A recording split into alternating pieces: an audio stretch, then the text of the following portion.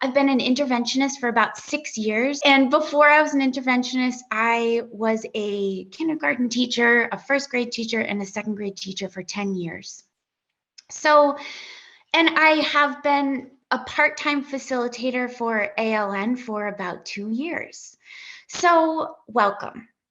Tonight, I'm going to give you a quick look at how I engage with students and plan across an entire school year using the high leverage concepts, maps, and the learning progression documents.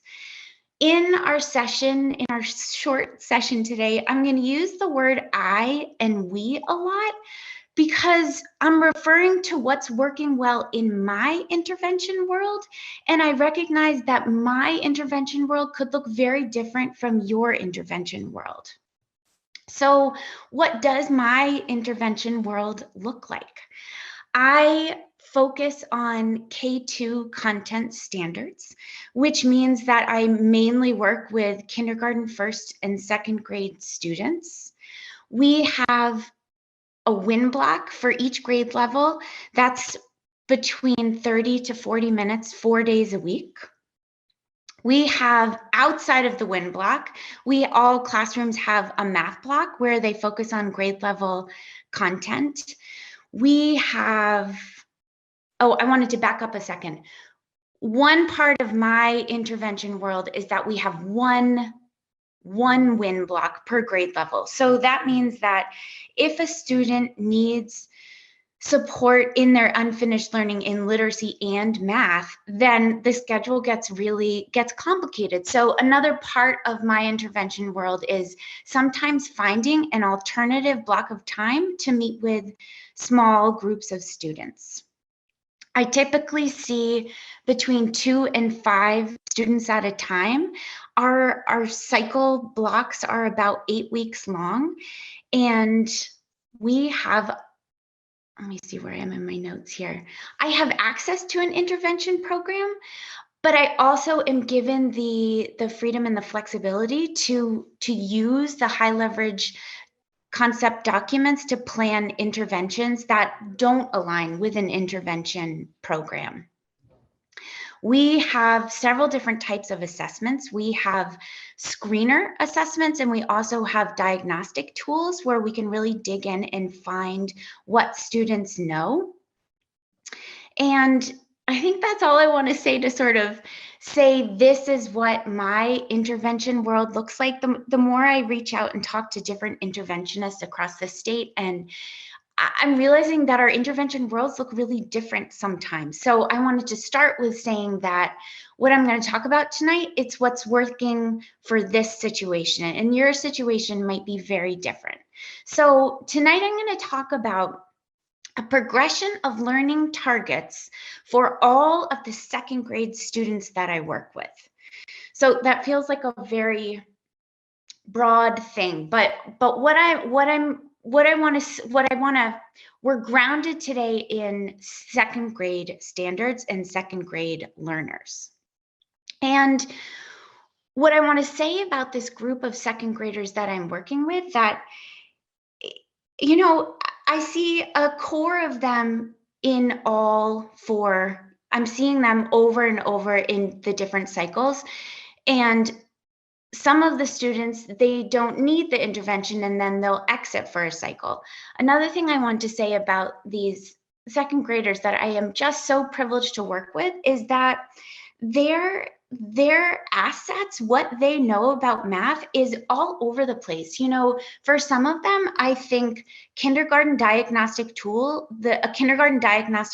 is the tool that lets me find their assets and the next actionable intervention that will take their learning forward. For a lot of them, it's using a first grade diagnostic tool to find what they know. And for some of them, it's using a second grade tool. I also use a lot of data from the classroom, from their core instruction, and anecdotal data from what their classroom teacher is saying. So this is a really diverse group of students that has a core of students that I see all across the year, but it's also very flexible. So I think we're ready. I think we're ready to begin. Ashley, did that advance to the next page? It did. Looks great. Perfect. Thank you. So tonight, our short session is going to follow the main ALN lesson structure. This is the structure that I use for my intervention or acceleration lessons. I've been experimenting with using the word acceleration interchangeably with intervention. And tonight we are going to have a launch, and then we'll have a main lesson. We're not going to have a menu, and then we'll have a closure. In my intervention sessions, they often go like this. We'll start with a launch. We'll do some sort of main lesson that relates to the learning target, or we'll engage in some menu choices where kids will have more choice, and then we'll always close. But tonight we're going to do a launch, we're going to have a main lesson, and then we're going to end with closure. So the goal of our launch tonight is this. We are learning to explore ways to engage students with images related to targeted goals. So this is our launch for today. What do you notice? What do you wonder? This is an image that I often use with groups who are working on counting forward and counting backward. So go ahead and you can pop something into the chat. Ashley, would you mind reading them out as they come in? I see Sarah said letters stand for a different group or target of numbers. Alicia said the numbers 59 and 60 are missing from the range. Kelly says, what happened to 59 and 60? Carrie says, I wonder how long people sit at that stop sign to figure out where they are going. Same. Ellen said A and B both point to left, but C to right. Tammy says 2 languages, missing numbers. Great, thank you. I love launch. Dr. Nikki the other day said that we want all kids to join the party. I think launch is this opportunity to have all kids join the party. And Ashley, I really liked how you mentioned in your session last week that launch provides an opportunity to experience a sense of power as a mathematics learner in front of your peers. That is such a powerful thing to be able to provide our students with in a really timely, short fashion. This was a picture. I went camping last year in Quebec with my family, and this was at the campsite, and those numbers were the different sites in the 3 different sections of the campsite in Quebec.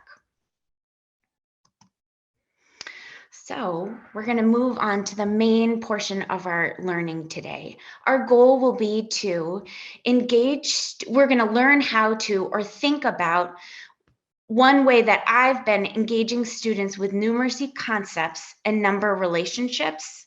And then we're going to see how I've mapped out a year of instruction based on those high leverage progressions. So one thing I've learned as an interventionist is that I can engage students by strengthening their understanding of numeracy. This is this idea that as adults, it's really easy to take for granted. So I'm going to read what this says right here. This is an example of a numeracy triangle. In order to understand and work with numbers, children develop 3 interrelated concepts. Each number represents a unique quantity, is represented with a numeric symbol, and is named with a word that can be spoken out loud. I find that the students who I see in intervention, they don't always have equal understanding of all of these components for the range of numbers that we're working in. They may read quantities and oral number words and numerals within 10, but then suddenly you bring them to numbers within 100, and they might know how to say a lot of those words, but they might not understand how big those numbers are or exactly what the numerals look like on a number line. So I think this idea of how we can engage with students is to first engage with how they're understanding numbers. And I've been thinking a lot about what this is like, because I can think about really big numbers and I lose my sense of numeracy. But I was thinking about it another way too. I have two little boys, and one is 9 and one is 6. And we've recently entered the world of video games. And my husband and I just bought them Zelda. And Zelda is this adventure game where you solve all these puzzles and you go on this quest and you're trying to reach this goal. And so this is brand new to our family. The whole like video game thing is brand new to our family. So one of the things I've been noticing is that the boys, my children, really want me to engage in Zelda. And they want me to watch them play. They want to talk about it. They want to tell me their goals. They want to tell me if they've met their goals.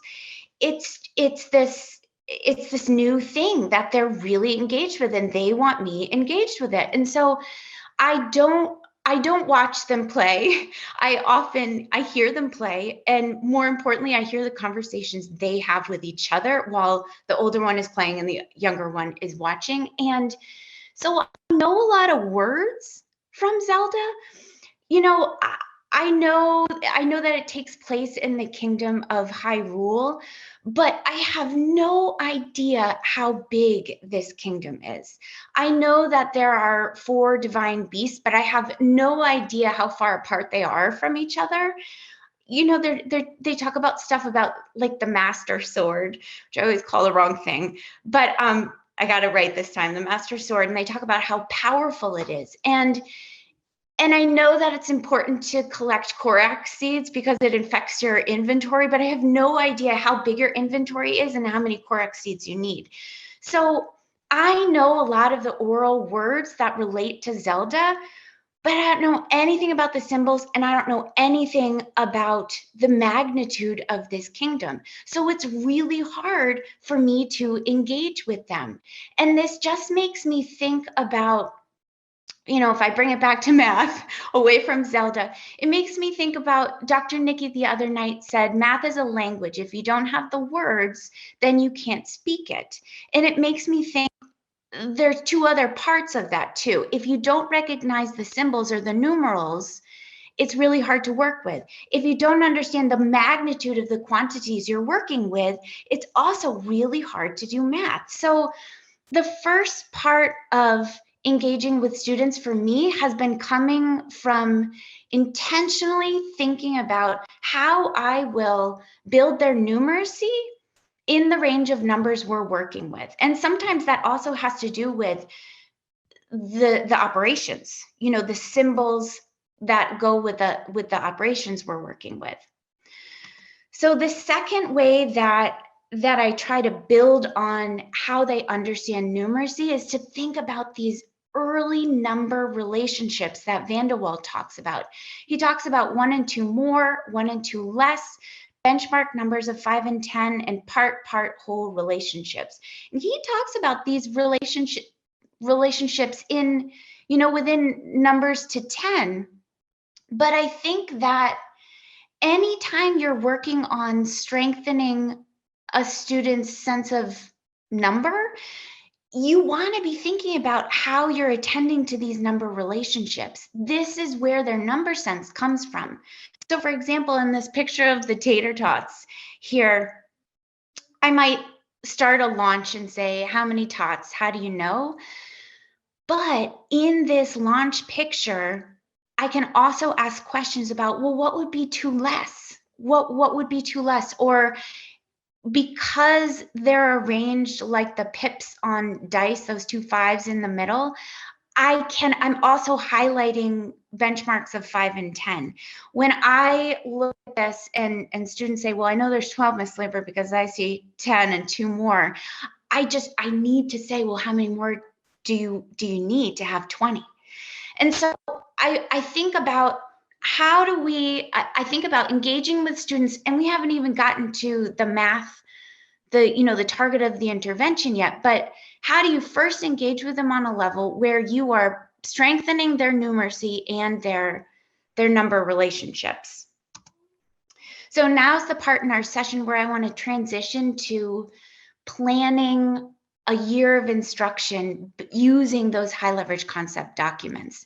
And one of the things that I love so much about these documents is that they include a progression of thinking that leads towards specific mathematical goals. And this is a component of a trajectories approach to teaching. Douglas Clement speaks about using a trajectories approach and has this to say about it: using what children know, think, and can learn to know and think to guide our instruction, a child-centered, asset-based approach.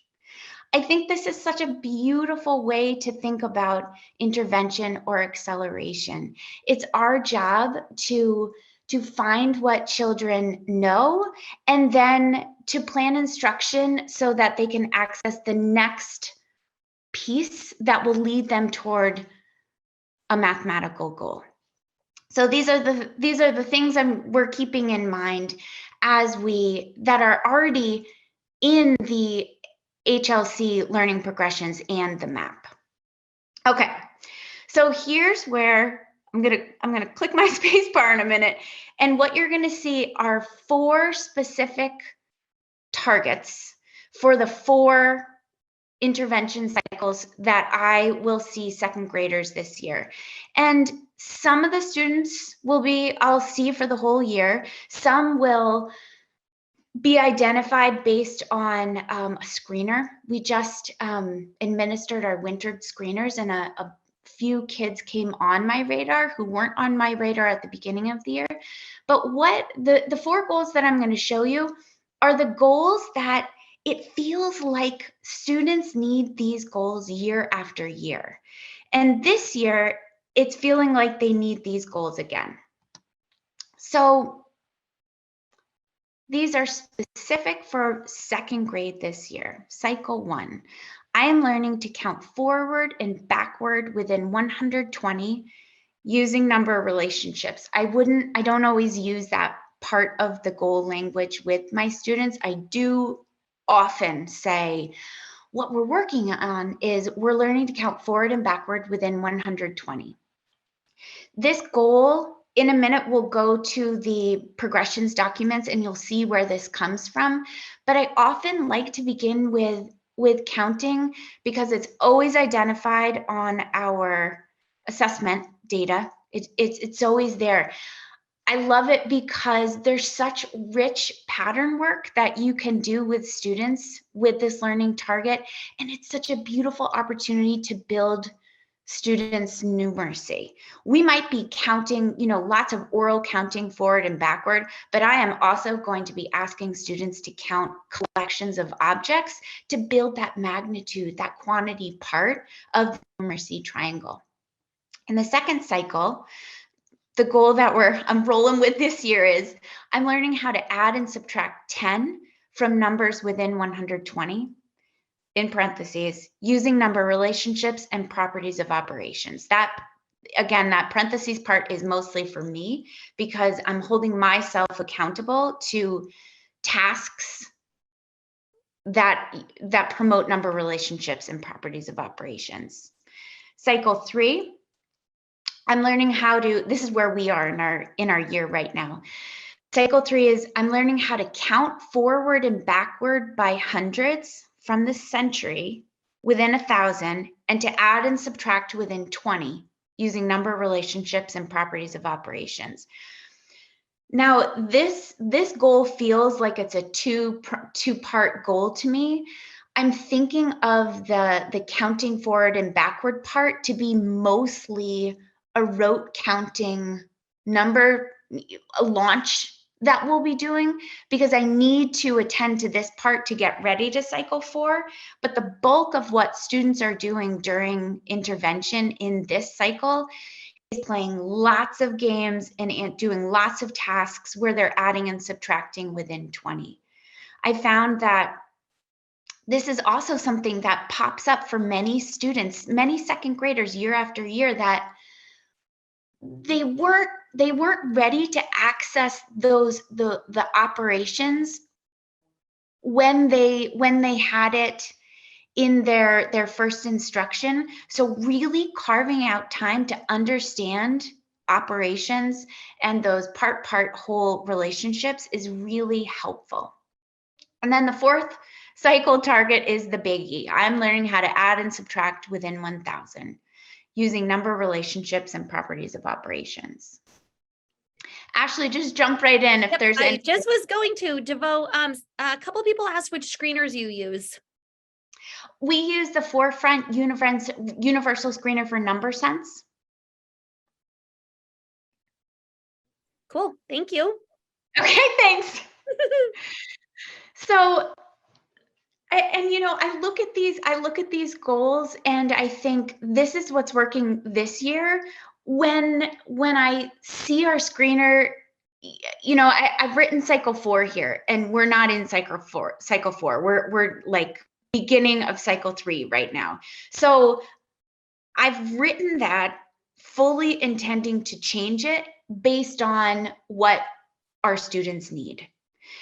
I think that it's important to have a really aspirational goal, but if this is not what they need in order to work toward that high leverage concept, which is this, I need to change it. Okay, so this next part right here, I'm hoping there's a lot of text on the screen, and it's not my intention that you can actually really read what's said on there. I'm hoping instead you can imagine this is sort of more from a space looking at Earth from above perspective. So we're in space and we can see the Earth and we can see the water and we can see the land and maybe we can see some clouds. We've got a general sense of where everything is on the Earth, but we cannot zoom in. I cannot see a city. I don't really see the details. So what I'm hoping is that I'm going to go through a bunch of slides and I'm going to show you how those targeted goals we just looked at, how they map out across the grade 2 HLC learning progression. So don't worry if you can't really read the text. The point is more to see color and coverage. So in the first cycle, which was coded in that pink color, the goal was I'm learning to count forward and backward within 120. So on the learning progressions document right here, the big stars are directly that. The first one's about counting I'm talking about the big stars right now, about counting forward and backward within 120, starting at any number. And the second one tells the number 1 less and 1 more from any number within 120. That's the same thing. And it's my job to make that explicit relationship apparent to my students. The smaller stars stand for how I could, so intervention cycle 1 ends. Many students met the target. Many students still might need support on the target. One way that I can continue to support a learning target is I can make window panes and I can make problem solvers or tasks that I can, and launch activities for my intervention block that I can continue to give them, but I can also make window panes or problem solvers to pass to their classroom teacher so that when they are having that menu time in their classroom, I'm feeding them specific content that's going to help them carry on their understanding in this area. And what I really like about this part of the learning progression related to the counting sequences, the range of numbers gets bigger, the concept stays the same. So if I've done my hardcore pattern work, which I really try to do in this first cycle, they're going to be able to transfer that pattern work to crossing the different decades, different centuries, but they're doing the same work. So the learning progression document has two sides. So this is the first side. The second side wouldn't really come into place in cycle 1. Okay, so now we're at cycle 2. Cycle 2 is, and the pink is just what you've already attended to with the big stars, and the small ones, again, are what you're going to continue to attend to during menu. So cycle 2 is, I'm learning how to add and subtract 10 from numbers within 120. So the big yellow spots here are about counting by tens. They're about knowing what's 10 less and 10 more, and it's about using place value understanding to compare 2-digit numbers. That's all the same stuff. If you're putting tasks and games in front of students, you can do all of this at the same time. So on the second side of the document, you're also attending to this. You're attending to builds and tells the value of the digits in any 2-digit number. Decompose any 2-digit number into its place value parts. When you're adding 10 or subtracting 10, you want them to look at that tens place and be able to explain how they're doing it with reasoning. So the third cycle, the goal is I'm learning how to count forward and backward by, this is the two-part one. I'm learning how to count forward and backward by hundreds from the century, within 1,000, and how to add and subtract within 20. And so this 2 orange stars here, that's the part that relates to counting forward and backward by 100 or 100 less or 100 more. The small orange stars, you could again follow up with that part during menu. And then the back side here, my students, this is where we are right now. They really needed to go back and do tons of adding and subtracting within 20.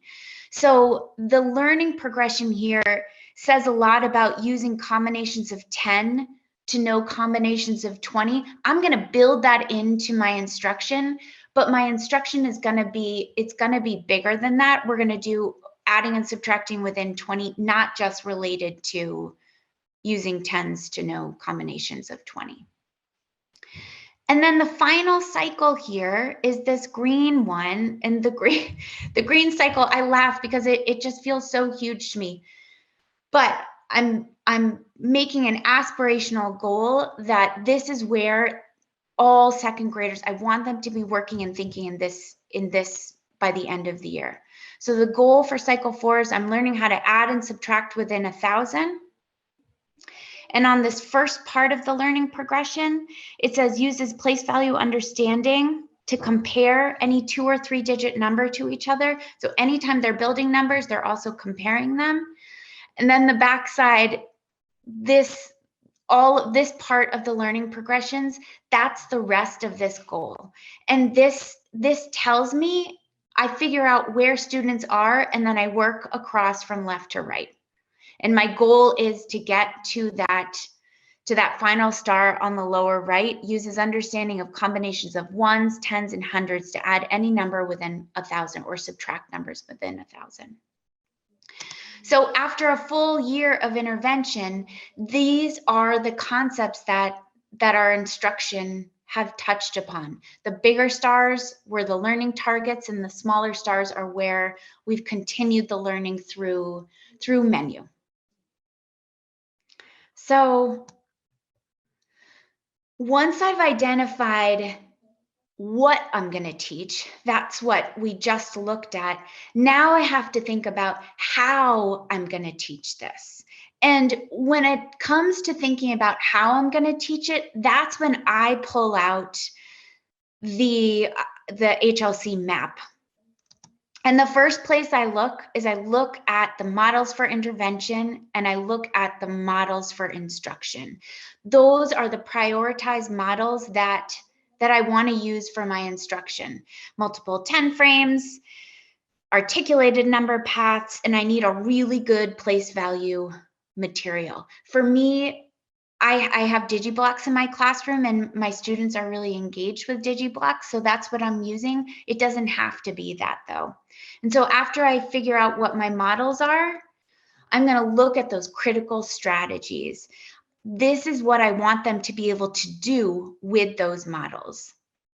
I often find that in order to help a student bridge from where they are to where I want them to be, I'm looking back on this map to the prioritized models from first grade. And sometimes I'm looking backwards to the prioritized models and critical strategies from the early number, from the early number part of this map. So when I use these models strategically, I know that I'm helping students bridge toward the models that have been prioritized in second grade. So the last thing I wanted to say is that now I'm ready to pull all these pieces together. Now I've figured out what I'm going to teach.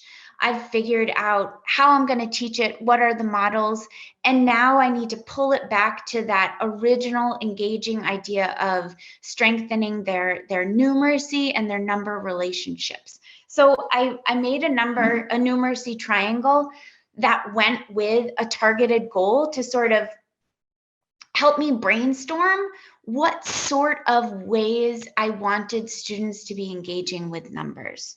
So this is from that cycle 2, add and subtract 10 from any number within 120. I know that the prioritized models that match this goal are articulated number lines and DigiBlocks. Again, it doesn't have to be DigiBlocks. That's just one place value model.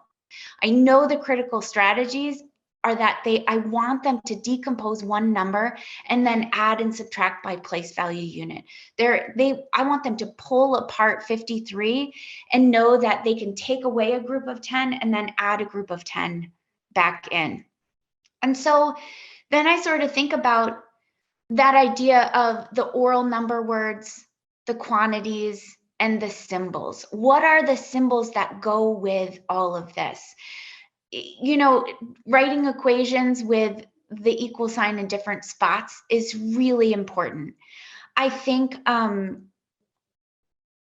you know, I think a lot about how important it is. You know, I want all of my students to be successful, and that means showing them equations in their most difficult form. And I think it's really important that we do that often.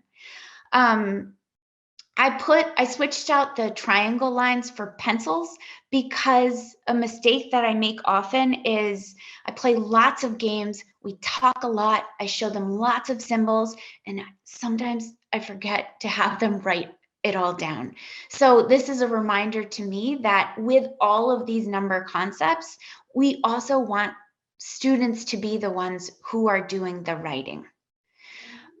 There's tons of language that go with this goal. 10 less than 53 is 43, 4 10s and 3 1s. That's really robust language that we say and that I want my students to be able to use and understand when I'm using it. I really don't want a Zelda situation happening where they're saying the words, but they're not understanding the quantity of the words they're using. I want them to be able to build it with concrete models, but I also want them to be able to make a mental image in their head so they understand the whole numeracy triangle that's associated with this goal. DeVeau, we have one quick question. Is your intervention and I know you kind of introduced explaining what this looks like in your model, is the way you provide intervention typically pull out model?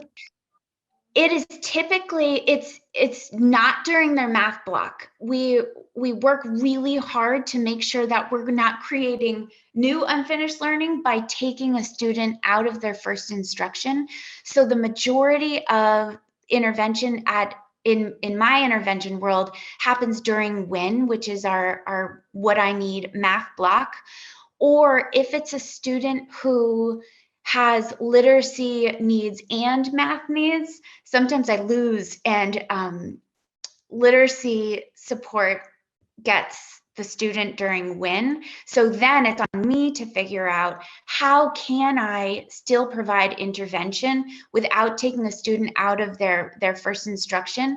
And that looks like sometimes I push into math menu, and I'm a teacher workstation, and sometimes I'm like a morning meeting group. I have a morning meeting group. And it's only 20 minutes. It's really short, which means that I need to be really tight with my instruction. Good question. And then I think the person who asked this was wondering, they said it seems using this strategy that these students would most likely not be exiting intervention during the year. So I'm wondering if students meet these goals in your cycles before the end of the cycle, do they stay with you? Do they move out? What does that look like? It depends. I think that I've exited kids before. The other thing that I like about these learning progressions is as the kids meet their goal, I can often move right on the learning progression document and raise the goal. So I think I've done it both ways. I like to, because they're not missing something in their classroom, because we've worked so hard to I wish every student could have like a double day, and so that but double days doesn't exist, as much as I like try to figure out how double day could exist. But they typically stay with me, and I lift the goal so that it's pushing past our goal. Okay, and then someone else asked, when you have a math block and a WIN block, do you still have time for science at your school? Yes, we do. I think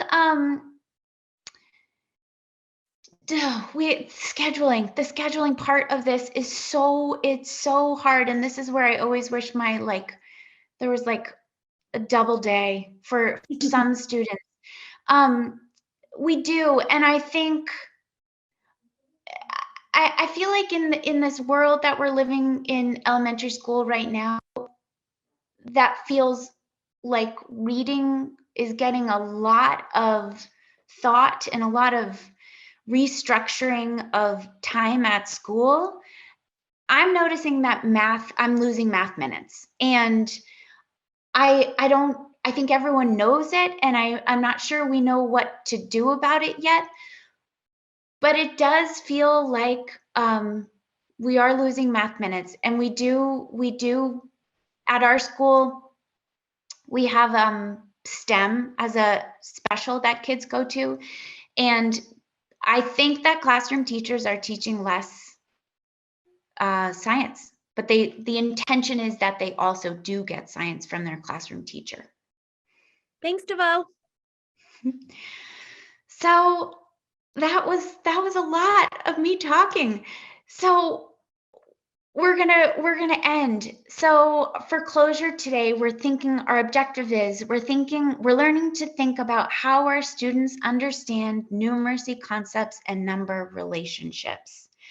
So Ashley, would it be possible for you to open some breakout rooms, so random breakout rooms, and we could all hop in and talk to each other for a few minutes? Yes, and you had wanted 4 per room? Yeah, that would be great. Awesome. Thank you all very much. I thought it would be nice to end today by circling back to where we started about talking about what's working well about engaging students. So thank you very much all for coming.